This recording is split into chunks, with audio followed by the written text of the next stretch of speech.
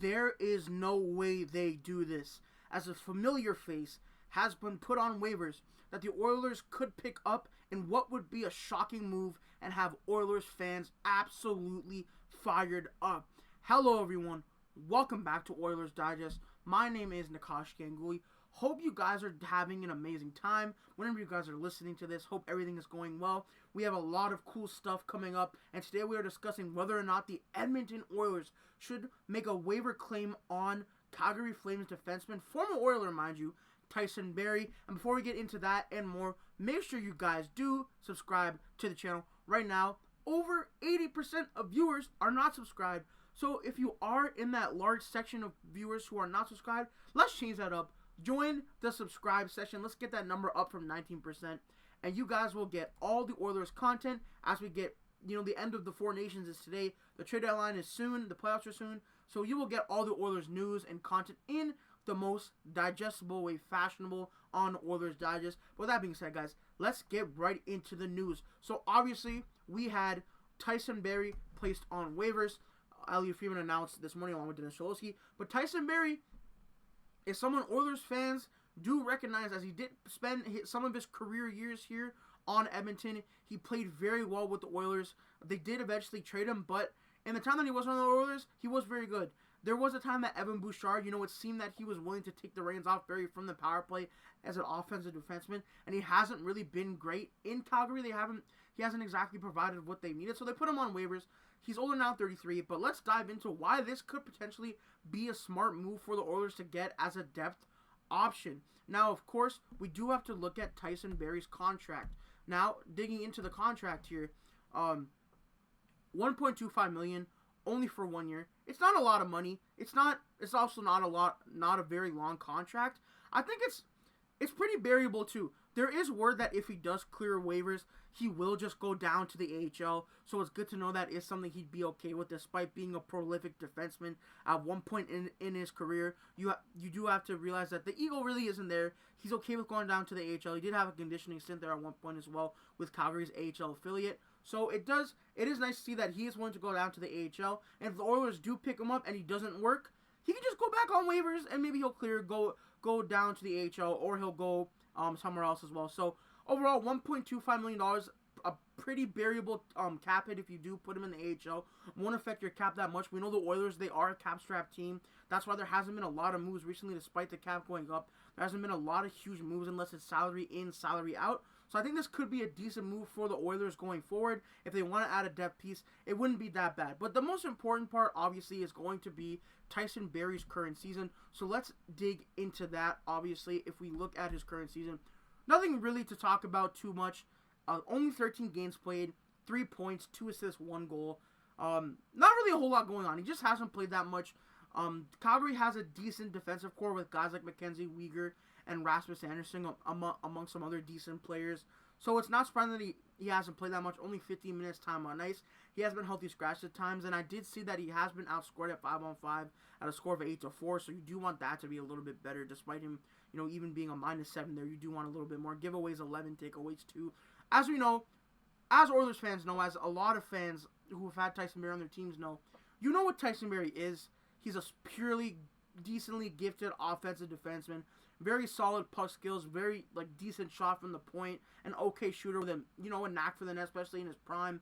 Not really going to give you a whole lot defensively. So the issue is, how much do you have to shelter him, and how much how much of a leash do you have for him if you do bring him onto the team? Now the Oilers, they are familiar with Tyson Barrie. A lot of the players were still on the team. Guys like McDavid and Draisaitl were on the power play with him. So that could be something interesting to see, especially with, word about Evan Bouchard, rumors constantly stirring up about him. I'm not sure if that really does matter. I think Evan Bouchard staying would be the best move for the Oilers, but there's a lot of people in Oilers country that aren't the most fond of Evan Bouchard, and I'm not going to say Tyson Barrie is going to be an Evan Bouchard replacement.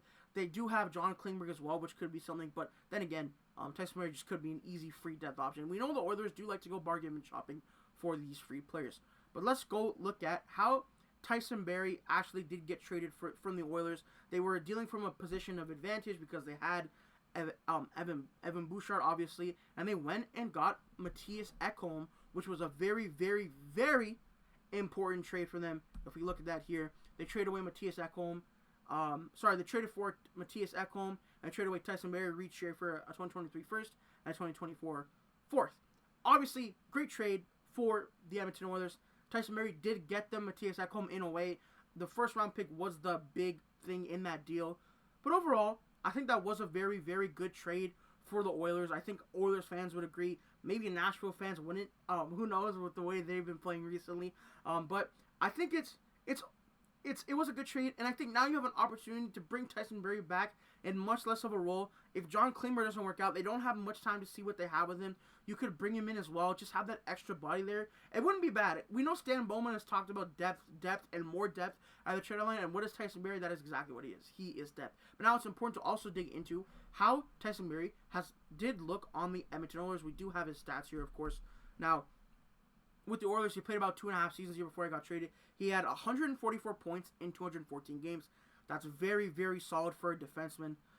Averaging 20 minutes of ice time here. On the power play, he was very good. If you look at his power play assists, there's 64 power play assists, and then power play goals were also decent with 11 power play goals. He was just very good on that Oilers power play. Now, you could say, what defenseman wouldn't be good on the Oilers power play? You could probably put anybody on the Oilers power play on defense, and then probably figure it out with guys like Zach Hyman and Leon Draisaitl and Connor McDavid, and then Ryan Nugent-Hopkins as well. Like, whoever's out there, I'm sure the defenseman will be fine. That's why they thought, like, dealing him was a smart idea, especially with Evan Bouchard at the time being on his entry-level contract. But I think if you need someone in a pinch to manage that power play, we've seen it with different guys, too. Like, someone like Eric Gustafsson even comes to mind as a comparable. Someone who needs to play, like, as a sixth defenseman, heavily sheltered minutes.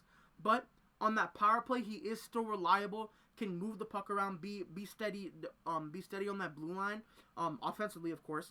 I think it's not a terrible get, and there's nothing to lose, is my opinion on that. And I think one of the main gripes I feel like, Tyson Barrie was an Oiler, was his playoff stats. They really weren't that good. So if we look at that here, in his 2 runs with the Oilers, he had a total of about 6 points, which isn't anything good. And even in that deep run they had, where they played 16 games, he only had 5. That probably made him sour a lot on Oilers fans. And then in Nashville played 1 game at 1 point, which is irrelevant. But I'm gonna guess that made him sour a lot on Oilers fans. Like, you're supposed to be this high point getting offensive defenseman, and you had 1 point and then 5 points in 16 games. And now if he came back to Edmonton, the expectations wouldn't be that high. Oilers fans might be okay with this kind of production. If you're getting 5 points in 16 games from your 6th defenseman, or maybe even your 7th defenseman, I feel like that wouldn't be that bad. If we're being honest, I think that would be fine. So that would be very interesting. But where in fact does Tyson Barrie slot in the Oilers lineup? Let's look at that here. The Oilers did go back to practice, but we do have what their lineup would like if everyone was back from the 4 nations, of course. Ekholm, Bouchard, cemented. Nurse Klingberg, they've been trying that out a little. Obviously, Klingberg is still getting his feet under him. Hopefully a couple more practices with the team will help him get better than Kulak, Emerson. I think you're really looking at Tyson Barrie as someone who will play the John Klingberg role if John Klingberg doesn't work out. That's essentially what this is for me. If you decide John Klingberg, or you just want to have a contingency plan for John Klingberg, Tyson Barrie is the guy you put a claim in. He, again, someone familiar with the organization, familiar with the players on the ice. You know, we always say, oh, you should easily be able to play with someone like Connor McDavid or Leon Draisaitl. And not every player has been able to do it at a high level. Someone like Tyson Barrie has proven to do that at a high level. I don't think it's a bad idea quite at all. And Tyson Barrie, obviously, where he does the most damage is the power play. Unfortunately, he's not taking that spot from Evan Bouchard unless Kris Knoblauch decides otherwise. But he could put on that second power play unit, which doesn't even get to play that much because the first one scores most of the time.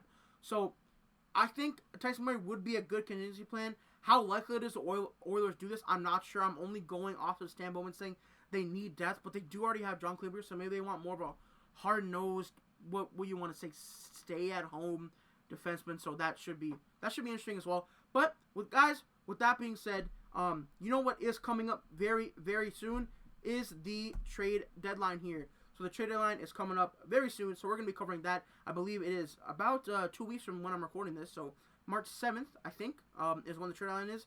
There's going to be a lot of trades coming soon, I hope, as someone who is covering the team. and the league. I think there's going to be a lot of interesting stuff, a lot of moving parts. With the salary cap going up, a lot of teams are going to be wanting to make moves. We don't even know who the sellers are yet because there's so many teams still 1 or 2 points out in the playoffs. So there's still about 7 games-ish until then. So maybe more teams will make the decision. And the biggest thing of all, of course, is going to be the Four Nations face-off, which is going to be huge tonight. Connor McDavid versus Austin Matthews, among other things, of course, going on in that game.